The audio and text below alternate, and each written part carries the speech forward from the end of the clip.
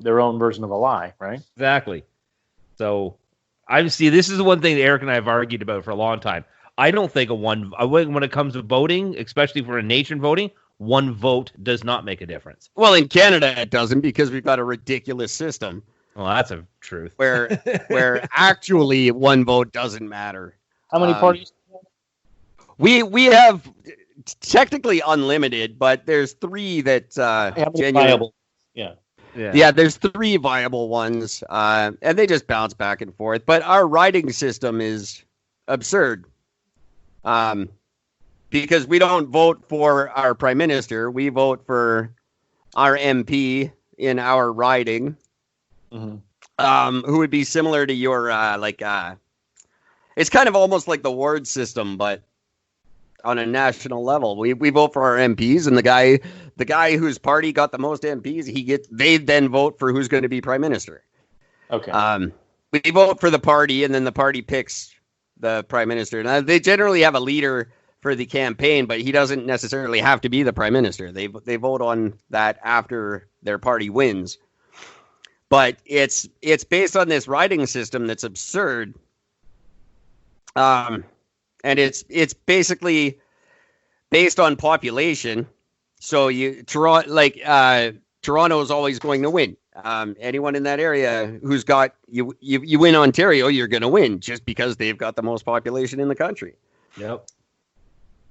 But if 2 people in my riding vote for you and 1 person in your riding votes for you, or 2 people vote against you and 1 votes for you, you still win because you've got more people. It makes no sense.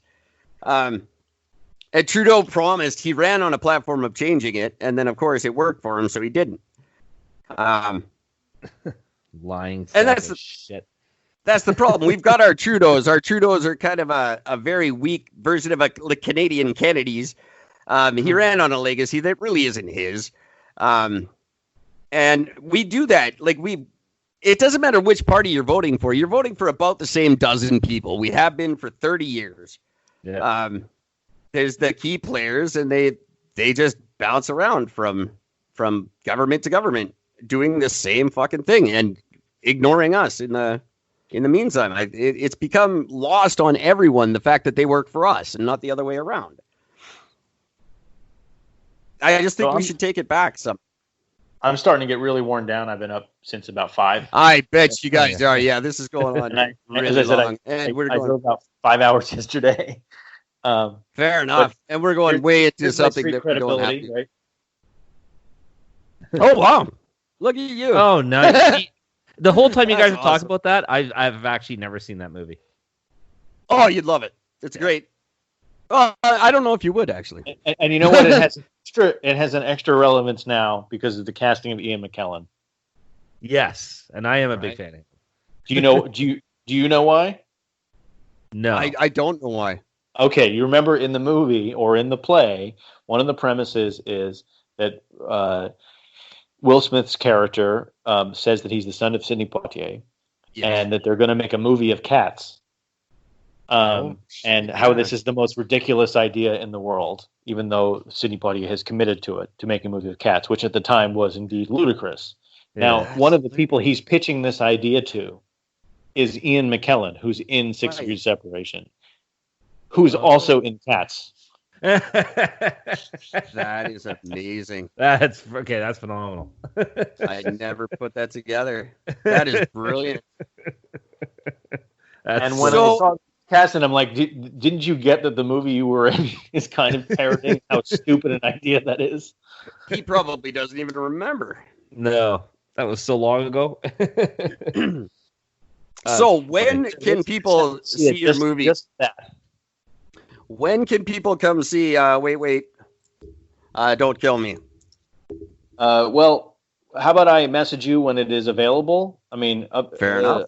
I don't, I can't give you a release date yet because I have not signed. No, of course not. Yeah, because there's there's so many options in terms of if I go self-distribution and sign like 7 or 8 deals at once. I mean, how long is this podcast going to go? How long is the version you're going to run going to be?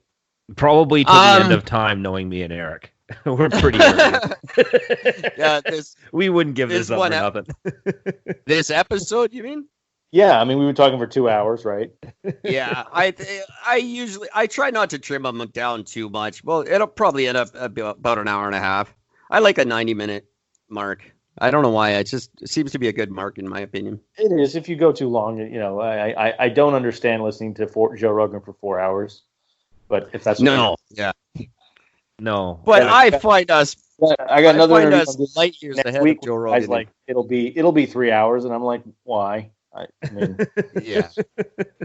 Well, Gordon and I tend to cover a lot of information in our 3 hours. They're not all gold, I'll give you that.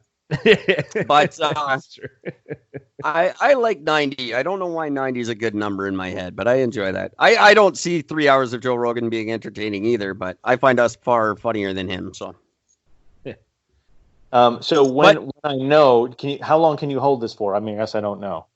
I can hold this, and you can have total veto power, and I'll come out when you say it does. Okay, and then if I just, if you want me to record it'll be available and blah blah blah, and you can awkwardly edit that in. Absolutely, that would be excellent. I love awkwardly editing. I'm horrible for actually getting around to it, and if you ever get around to listening to the show, you'll hear about. Every 10 episodes. I absolutely gave you about 45 minutes of my time. Oh, wow. Wow. Thank you very much. I'm not sure when, but the sound quality might not have been spectacular. I was homeless for the first year and a half that we did this. Oh, okay. I literally podcasting from the streets. Oh, okay. Well, it was amazing. Sound quality was not the issue. I think it was the content. Could be. There's definitely that. It was recent. It was something. That's why I said that I got the idea that you guys might be considerably more right wing, because I couldn't tell whether the titles of the episodes were like parodies, the way that old David Cross albums would have the titles of the tracks be ridiculous parodies of what comedians would call something. Yeah, they tend to be. It started with attempting to trigger somebody in some way, and I thought, okay, I mean, it's something. That's probably one of the best reviews you've ever had. Yeah, I like that. It's something. The titles are really just very self-indulgent. That's just me making myself laugh. It's my favorite part of the podcast. Laughing at it, so you got that going for you. Yeah, well, yeah, exactly. It usually comes off as just one comment throughout the we'll have a 2-hour show. And one comment we made, there's the title. There it is. Yeah. Perfect. I mean, I think that edict from Bill Murray and Caddyshack is very helpful. That's why I say it all the time. when he's interrogating the kid with talking about the Dalai Lama, when he's the caddying for the Dalai Lama, and he's like, what about a little cash for the effort? And he's like, I don't have a tip for you, but when you die, you will achieve total consciousness. And Bill Murray looks at the kid and goes, so I got that going for me. That's so good. Genius. Well, Adam, thanks very much for being on with us. It's been actually a really great conversation. I really enjoyed it and very much looking forward to the film. My sense of humor tends to be very different than what I enjoy watching is very different from what I speak about. We'll say that. It was really great talking to you. I look very much forward to your film. Somewhere between the movie, somewhere in quality between Clifford and 6 Degrees Separation. That I can say. There you go. Wow. I'll take that. There we go. Somewhere between Boxing Helena and I don't know, House of Games. How about that for a minute? There you go. Oh, okay. I'll take that. I'm gonna be doing that until it comes out. It's somewhere between The World According to Garp and Cliffhanger. I didn't have the money for Cliffhanger. I mean, I don't think Cliffhanger is even very good at what it's trying to do, but Oh no, it's terrible. who the hell did Lithgow owe money to? My God. Well, I mean, you just chose 2 different Lithgow periods, basically. World According to Garp and I did. See, I tried to sneak one past a guy who knows more than I do. It was a great Lithgow role and a shit Lithgow role. Sure. I mean, he's over the top like he was in Raising Cain, or he's a little over the top in Blowout, but it's an entertaining movie. Yeah. Best movie ever made in Philadelphia. Blowout, if you know that one. Right. Yep. And is it true the Rocky statue came down?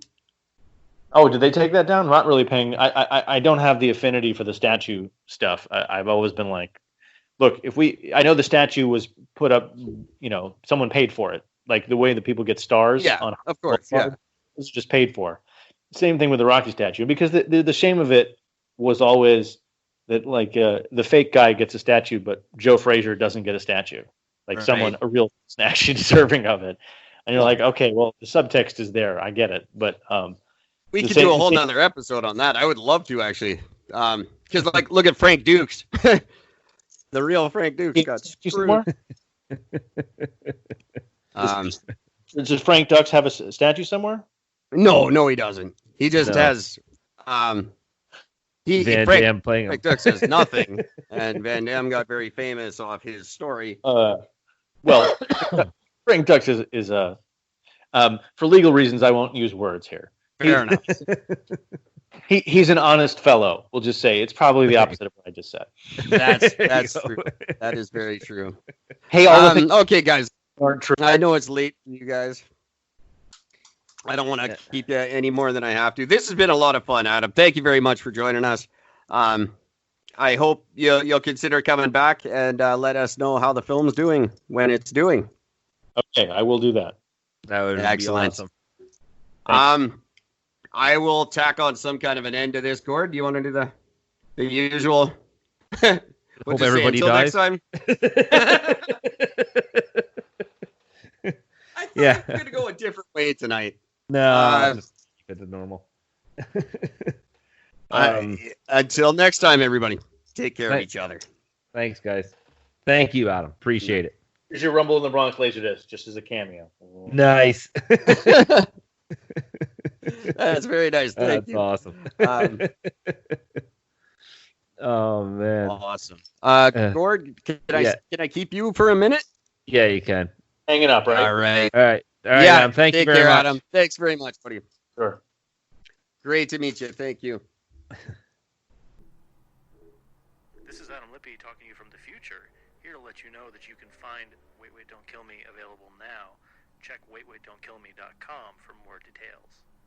Please be advised that this podcast is meant for educational and informational purposes only and is in no way a replacement for legal or medical advice. The opinions contained within are solely those of the interviewers and interviewees and should be received as so. Those seeking help or advice are encouraged to obtain professional legal and medical services.